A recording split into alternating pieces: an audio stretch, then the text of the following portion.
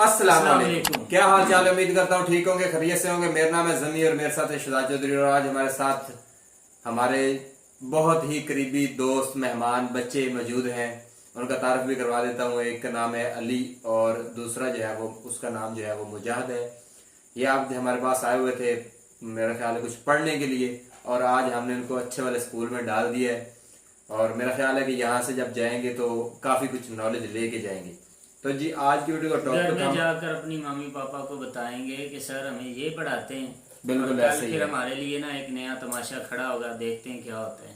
हाँ जी, तो टॉपिक है major Gaurav Arya explain to. क्या हो गया है आपको? आज ये आज थोड़ा आपने दूर हो ये गया ना। नहीं, नहीं, माइक तो थोड़ा आपने दूर हो गया बताया ही नहीं। आज आपने माइक का तो जिक्र ही नहीं किया। माइक का। जी हम्म। हाँ, वॉइस की प्रॉब्लम आ रही थी काफी।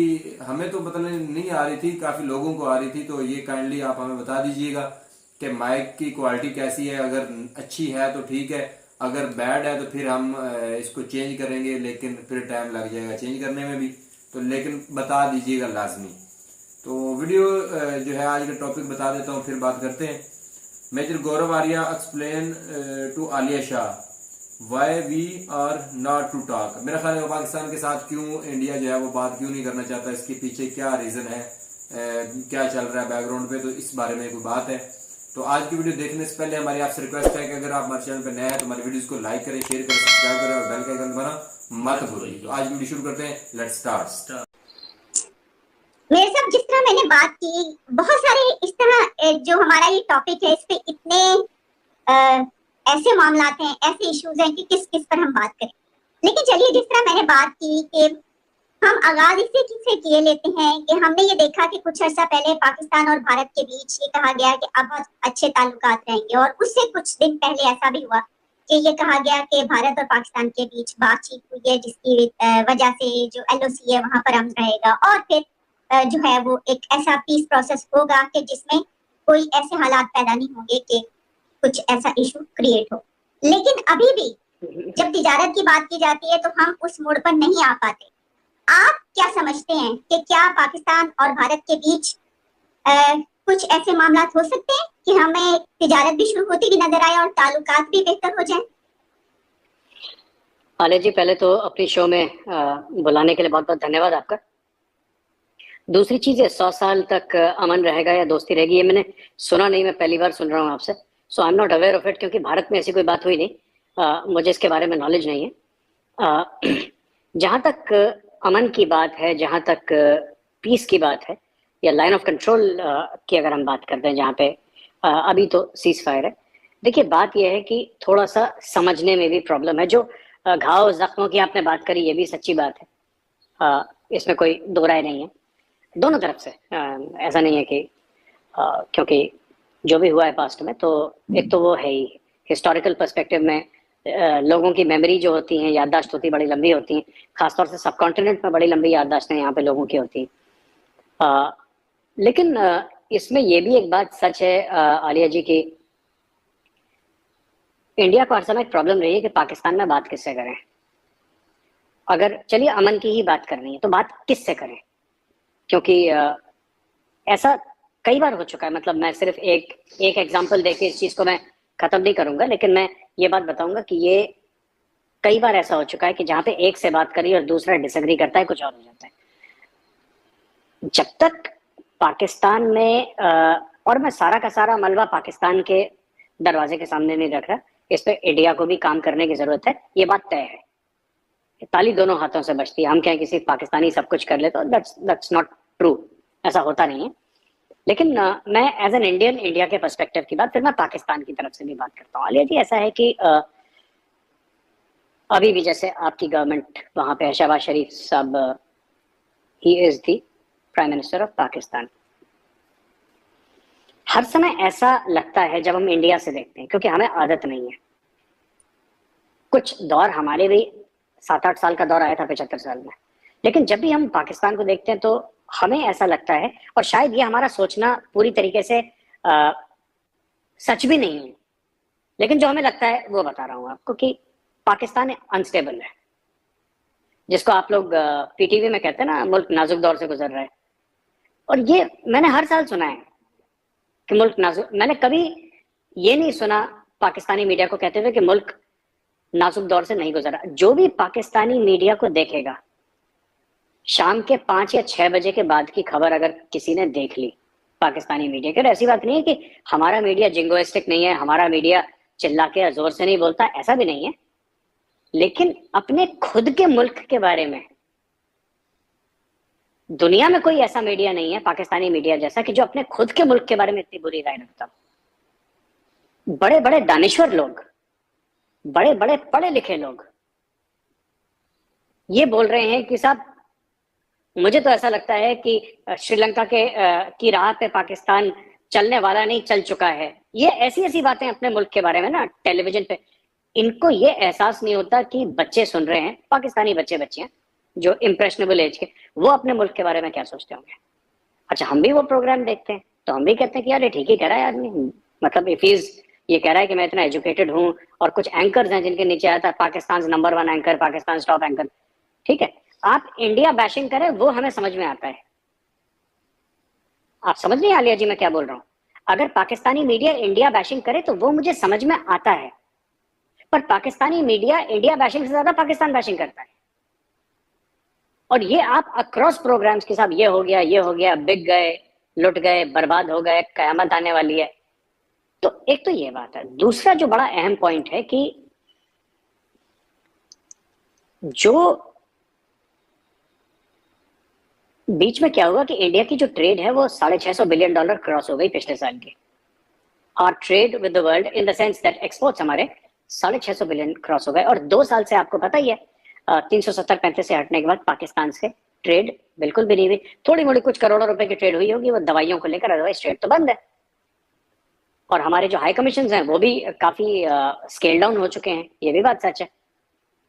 अब आलिया जी बात यह है कि इंडिया में फिर ये बात चलने लगी कि जब पाकिस्तान से सवाल पूछता, पाकिस्तान हमारा कभी भी बड़ा ट्रेडिंग पार्टनर नहीं था, लेकिन जब पाकिस्तान के तासुर में यहाँ पे बात हुई तो बोला कि नहीं, we have crossed all records of exports, जितना 75 साल में कभी नहीं हुआ था। We have crossed all records, IT के इतने और नॉन आईटी के इतने, इवन फूड ग्रेन्स के, ज्वेलरी के, इलेक्ट्रॉनिक आइटम्स के इतने उतने, दुनिया भर के जो हमारा ट्रेड वॉल्यूम है जबरदस्त, एक्सपोर्ट्स रिकॉर्ड ब्रेकिंग। तो फिर लोगों को बोला कि we don't need trade with Pakistan. अगर हम वर्ल्ड रिकॉर्ड ब्रेक कर रहे हैं या खुद के रिकॉर्ड्स हम ब्रेक कर रहे हैं बिना पाकिस्तान के, तो आगे चल के पाकिस्तान के ट्रेड का वॉल्यूम क्या होगा? Is it worth it? क्योंकि मैं आपको बताता हूं ऐसा क्यों सोचा।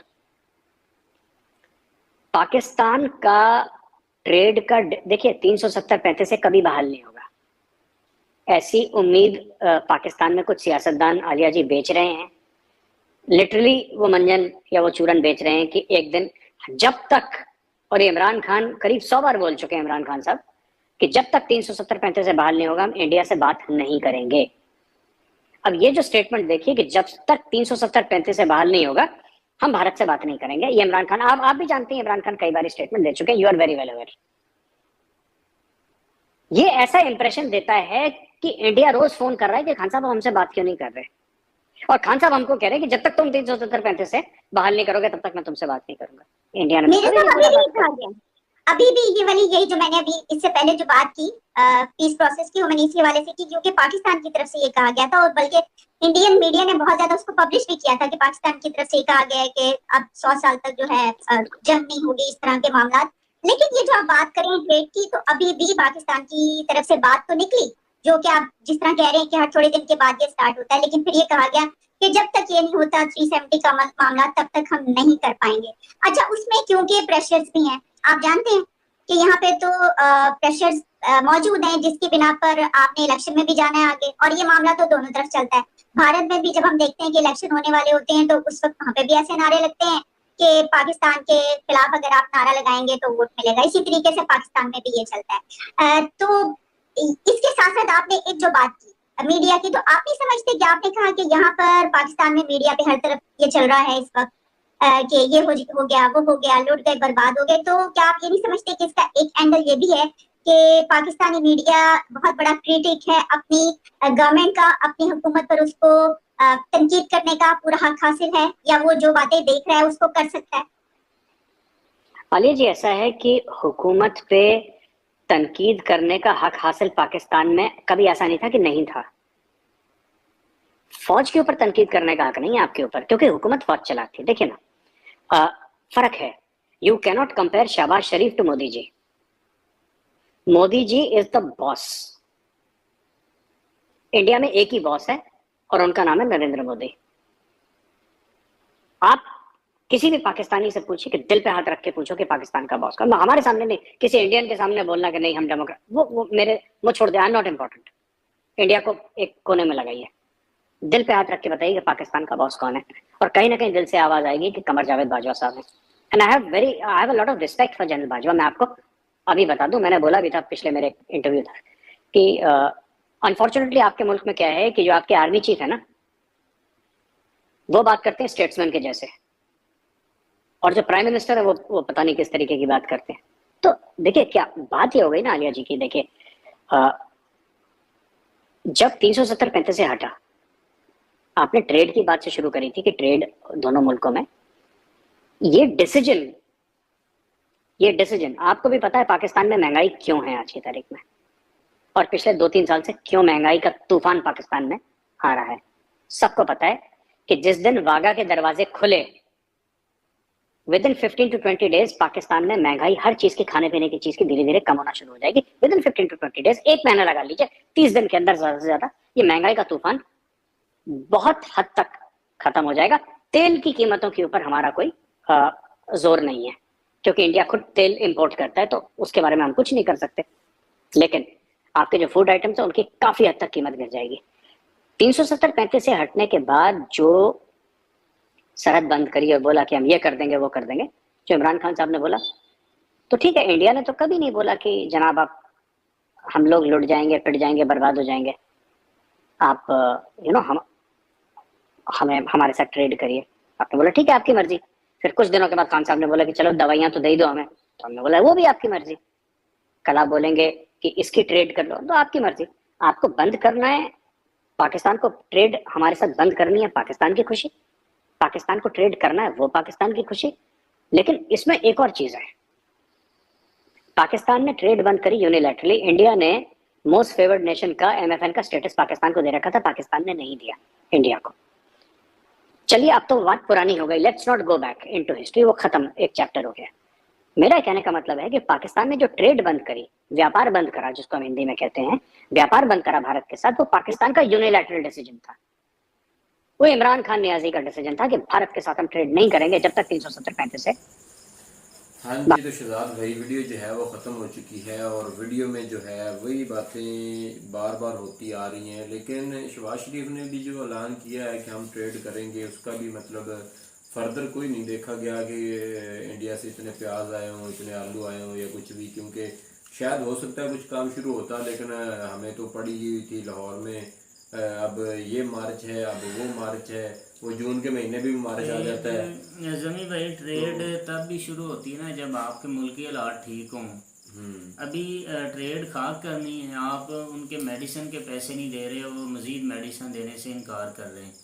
और ट्रेड यही होती है ना कि आप कुछ पैसे दें और पैसे देने के बाद आप कुछ नया माल खरीदें। अच्छा, इसमें एक और बात हुई कि पाकिस्तानी मीडिया जो है वो उस पर मेजर साहब ने बात की, बल्कि उन्होंने ये कहा कि इतना भी ठीक है आपके मसले हैं, लेकिन पढ़े लिखे लोगों को इतना भी रोना धोना नहीं डालना चाहिए। मतलब उनके कहने का मतलब यही था कि अपने मुल्क की इतनी भी बुराई नहीं करनी चाहिए, कि सीधा जो है आप अपने मुल्क को, आप ये भी तो मशवरे कुछ इस तरह की बात कर सकते हैं कि कैसे बचाया जा सकता है या कैसे करके इसको निकाला जा सकता है। ये बिल्कुल ये आपकी बात ठीक है। मेजर साहब ने यहाँ सही कमेंट दिया है कि पाकिस्तानी मीडिया जितनी बातें सिर्फ अपनी वो रैंकिंग बढ़ाने के लिए और अपना काम बढ़ाने के लिए कर रहा होता है कि ये हो गया वो हो गया, मीडिया पर बैठकर, स्क्रीन पर बैठकर लोगों के खिलाफ बोलते रहते हैं, और ये सारा कुछ लोगों अपने लोगों के खिलाफ, अपने हुक्मरानों की तो ठीक है, आप तनकीद कर सकते हैं हुक्मरानों पे, किसी भी हुक्मरान पे। मैं यहाँ ये कहूँगा कि लोगों के खिलाफ नहीं बोल रहे, वो अपने मुल्क के खिलाफ बोल रहे हैं। बिल्कुल ऐसे आप जब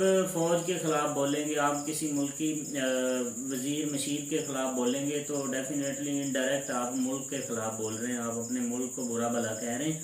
तो मुल्क के अंदर देखें जी, हमारे जब घरों में कोई मसाइल पैदा होते हैं तो हम अपने घरों की बात बाहर नहीं करते। बिल्कुल और ऐसे ही सोशल है। मीडिया और न्यूज़ एक ऐसा चैनल होते हैं, ये पूरी दुनिया देखती, पूरी दुनिया इससे देखने के बाद अक्सर लोग भैया ना ये बात करते हैं कि आप ऑन दी रिकॉर्ड जब कैमरे पर कोई ना कोई बात कह देते हैं मसला कश्मीर पर या किसी दूसरी जगह पर या किसी दूसरे मुद्दे पर, तो वो रिकॉर्ड हो जाती है और दुनिया देखती है, और दुनिया देखकर अपने ये पास रिजल्ट वो निकालती महफूज है। रखती है वो चीज। और दुनिया रिजल्ट निकालती है कि यहाँ के इतने नौजवान, देखिए बड़े हैरत वाली बात है कि एक नौजवान का इंटरव्यू किया जाता है, उसकी क्वालिफिकेशन पूछी जाती है, वो अपनी क्वालिफिकेशन बताता है कि जी मैं मास्टर कर रहा हूँ। और मास्टर लेवल का बंदा इस तरह के अल्फाज जब बोलेगा तो मेरे ख्याल में फिर जो समझदार और अहले ज़ुबान और अहले दिल इल्म जो लोग लोग हैं। हैं, अहले इल्म, वो क्या करेंगे, वो यही तज्जिया करेंगे कि इनके पढ़े लिखे हुए लोग जो है वो इस तरह की बातें करते हैं या इस तरह की जहलाना हरकतें तो करते हैं, तब तो जाके ये सारा निकलता है रिजल्ट के भाई आप किताबों से ये सिखा रहे हैं बच्चों को, और किताबें आपके पढ़ा लिखा माशरा जो इस तरह की बातें करता है तो जाहिल तो बिल्कुल फिर उनसे कहीं आगे होगा। तो ये सारी बातें, अब जितने भी ये एंकर पर्सन है, नंबर 1, नंबर 2, नंबर 3, ये बड़े बड़े लोग, इनको चाहिए कि ये एक ऐसा प्रोग्राम सेलिब्रेट किया करें, कोई ऐसा काम करें जिससे मुल्क की कौम की इज्जत वकार आबरू पे जो है वो आज आंच ना है थोड़ा सा।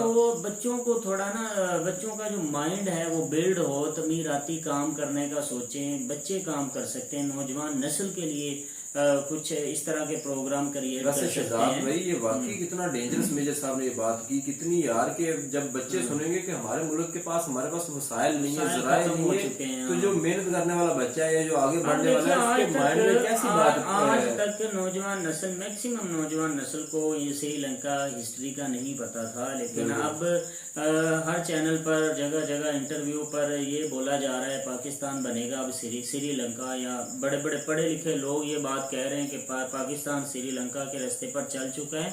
तो अब ना हर नौजवान, हर बच्चे की क्या रीजन है, जानना शुरू कर देते हैं, हमें नहीं क्वेश्चन होना शुरू हो गए कि श्रीलंका में क्या हुआ था जो ये बोला जा रहा है कि पाकिस्तान श्रीलंका बन जाएगा। और मजे की बात यह है कि हमने भी वो खान सर की वीडियो देख के किसी अब जिनको हम नहीं बताएंगे वो खुद सर्च करेंगे।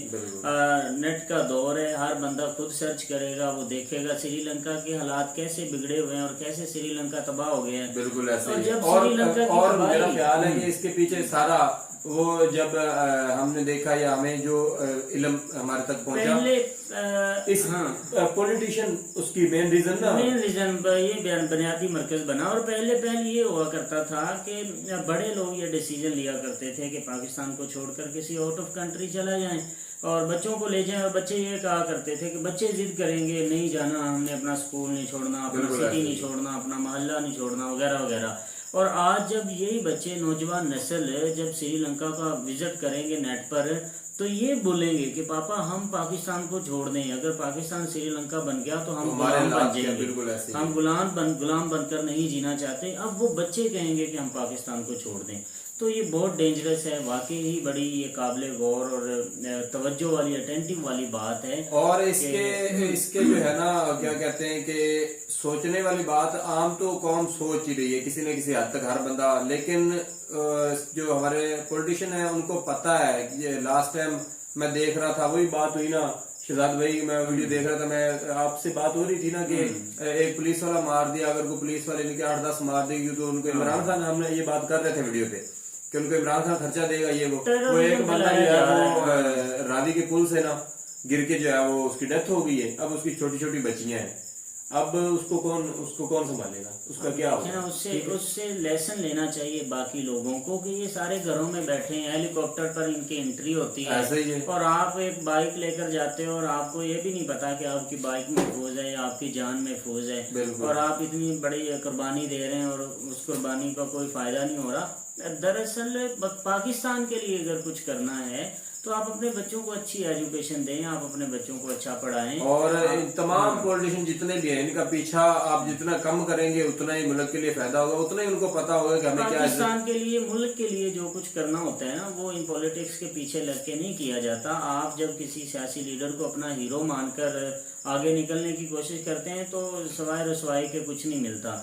और अगर आप पाकिस्तान या अपने मुल्क का कुछ करना चाहते हैं तो उसके लिए ये है कि आप थोड़ी सी एजुकेशन लें और एजुकेशन से कुछ नया करें, कोई कंपनी बनाएं पाकिस्तान के अंदर, कोई फैक्ट्री क्रिएट करें, कुछ नया करने की सोचें, जहां बहुत सारे पाकिस्तानी लोग जो हैं जो बेरोजगार हैं, नौजवान बेरोजगार हैं, उनको रोजगार मिले। कुछ इस तरह का सीन करना चाहिए अगर कोई पाकिस्तान के लिए कुछ करना चाहता है, क्योंकि फर्दी मेहनत से माशरे बनते हैं। जब फर्द अपनी मेहनत करेंगे तो यकीनन जो माशरा बनेगा वो एक मजबूत माशरा होगा। हाँ जी, तो इसी के साथ वीडियो को करते इख्तिताम, मिलेंगे नेक्स्ट वीडियो के साथ, तब तक के लिए हमें दीजिए इजाजत।